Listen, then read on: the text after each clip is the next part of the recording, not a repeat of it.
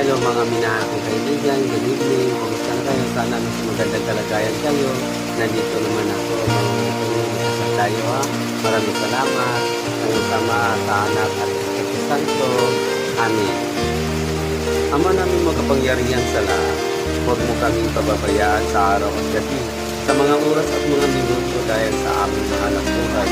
Ang mga gawain namin sa bawat isa, hindi namin alam kung kakayanin ba namin.